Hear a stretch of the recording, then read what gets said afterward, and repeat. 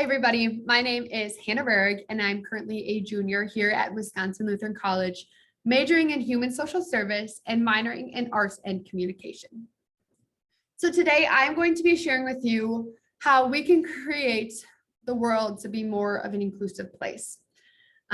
This word inclusion can mean a lot of different things to a lot of different people. But today I'm going to be focusing on how we can create a more inclusive world with individuals with intellectual disabilities.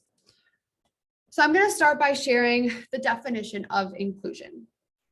So I want you to really focus on this definition because it does say a lot about the word inclusion.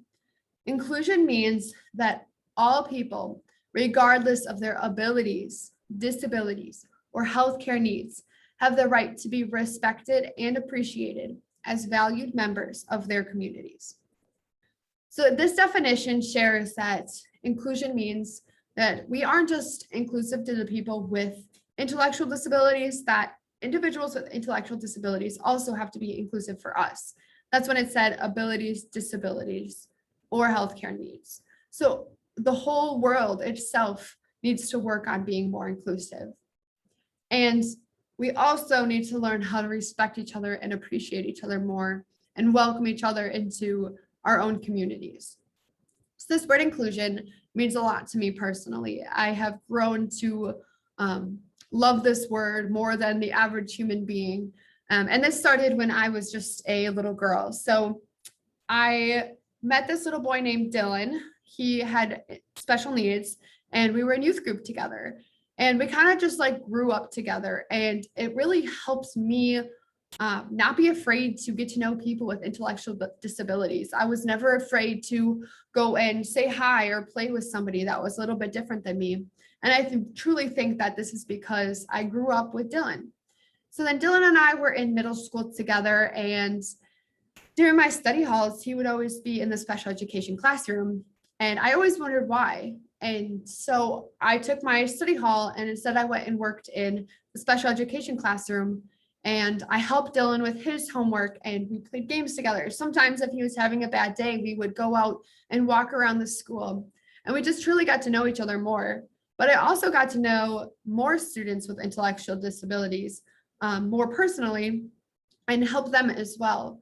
And it just kind of became a habit of mine to go and work in there during my study halls, and I loved it.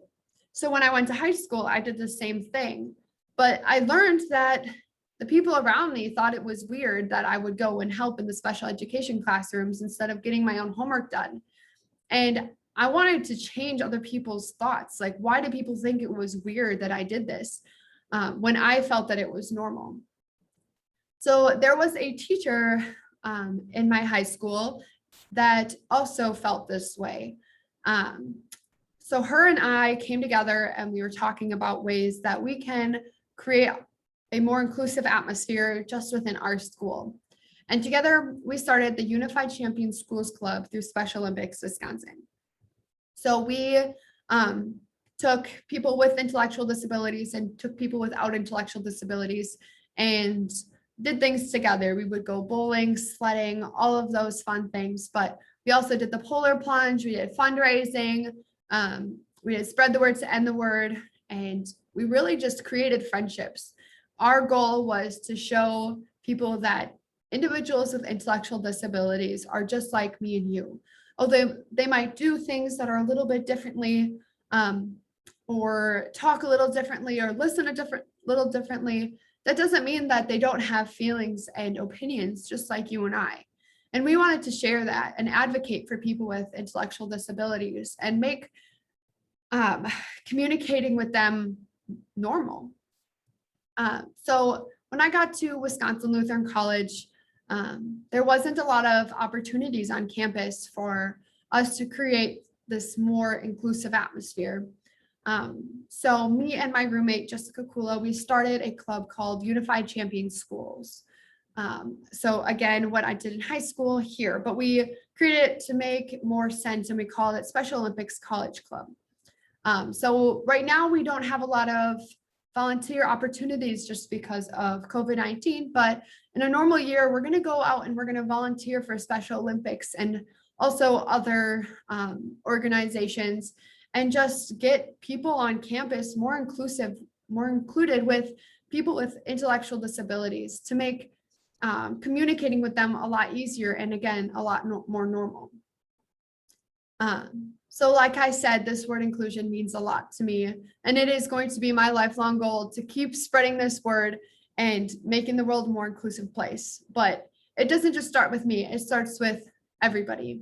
So I'm going to be talking about how we can create a more inclusive world in the classroom and in the workplace. So starting off with in the classroom. So we can start with inclusive classrooms in general. So having people with and without intellectual disabilities learning together. So this can start as early as preschool and kindergarten, but it doesn't. People wait until they're older to have this inclusive atmosphere in the classroom. And I think that needs to change, and we might not have the right resources to do that yet, but I think eventually we're going to be able to have this. And these kids are going to do what Dylan and I did and grow up together. And eventually, when they get into the real world, talking to people and communicating with people with intellectual disabilities is going to be normal. Another way we can do this is through clubs and organizations. So I saw firsthand how this can make a difference in a school atmosphere. And I think that if we have these clubs and organizations, even starting in grade school and middle school, these kids are going to grow up learning how to be inclusive and be an advocate for people with intellectual disabilities. So then I'm going to talk about inclusion in the workplace. So there are 7 pillars of inclusion that I want to focus on that all go off of each other and build off of each other. So the first one is access. So to create an inclusive workplace, you need to give people the access to do so. And that doesn't just mean physically, like building a ramp so that people with special needs can get into your workplace. It just means you need to have them have access to work there in the first place. I think that hiring people with intellectual disabilities is a huge advantage because these people might be or might work a little different than your other workers, but they bring other skills and abilities into your workplace, and it creates a more inclusive atmosphere. The next one is attitude. So if you go to your workplace and you have an inclusive attitude, then the people around you are going to pick up off of that attitude, and they're also going to have the same attitude. And it's just going to create again, a more inclusive workplace. The next one is choice. So just giving more options to people to have inclusion. So the more options you give people, the more people are going to take advantage of them. And just give people the choice to be inclusive, and they're going to be. The next one is partnerships. Now, I think this is the biggest one, just creating relationships and having conversations with people with intellectual disabilities. Having them work with you and creating friendships with them is going to make your workplace more inclusive. The next one is communication. This one is also huge. Don't be scared to communicate with individuals with intellectual disabilities, because they have opinions and they have things that they want to share too. And if you give them the opportunity to, they're going to tell you what they want and what they need for you to have a more inclusive workplace. The next one is policy. This one really just holds you accountable to make your workplace and yourself more inclusive. So if you have policies in place, then you are held accountable to follow them. And the last one is opportunities. So it's just explore how you can create things to be more inclusive for everyone. And again, communication while doing this is going to be huge. Just asking people what they think you can do to make a more inclusive workplace. So if we put all of these together and work on all of them, we can make the workplace more inclusive. So next, I want to talk about inclusive language. This is part of the handout that I gave you. So if you go to my email and look at the handout, you'll be able to find this, and you can just look at it while I'm talking on it, but you can also have this with you. So if you are ever brought to the point where you want to say something where it says not this, you can look at what it says to say this instead. So the first one on there is the R word, or mentally challenged. So this one is a big no-no. Instead, say an individual with intellectual disabilities. So the R word has kind of changed meaning in the last couple years, I'd say decade actually. The R word has kind of changed to mean stupid or dumb, and that's not what the definition of it is, but that is what it has become, and people use it very wrong every day. So just like sharing to people to not say that word and instead use the word intellectual disabilities, or honestly just tell people to just take it out of their vocabulary completely. The next one is Down syndrome kid. So we don't want to say this because we don't want people to be known as their disability. Instead, think of them as still an individual. So a person or an individual with intellectual disabilities, not just that Down syndrome kid. The next one is handicapped or crippled. Just out of respect, say special needs, or a person or an individual with special needs. The next one is kind of weird, but just saying the word normal. Nobody's normal. So instead of saying that normal person, say that person without intellectual disabilities. And the next one is learning problem. We don't want to make somebody with a learning difference or intellectual disability feel like their disability is a problem. Instead, it's something that's different. They just learn a different way than you and I, and that is okay. So again, if you ever have the urge to say something that says not this, feel free to take out this sheet, this handout, and look back on it and just change your vocabulary. So this all starts with you. After this presentation, when you are going about your normal and daily lives, think about how you can create a more inclusive world, because people are going to look at you and it's going to be a snowball effect. If you are inclusive, it's going to make the people around you want to be inclusive, and eventually the world will be inclusive because of it.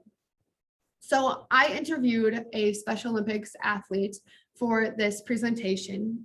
His name is Steve Woodward, and him and I actually got to go to Washington, D.C. together and lobby for Special Olympics. And I got to know him really well. He's amazing. And he definitely knows what an uninclusive world looks like. When he was in high school, he would be the person sitting by himself or eating in the bathroom because nobody would sit by him. People thought he was weird and different. So I asked him what we can do to make the world more inclusive. And this is what he said. He said that he's really impressed with how schools are today. People today are a lot more inclusive than when he was in high school. One person, he said, one person can make a difference by simply acting the same as they would with anybody else, with people with intellectual disabilities. So what he's saying is speak directly to people with intellectual disabilities.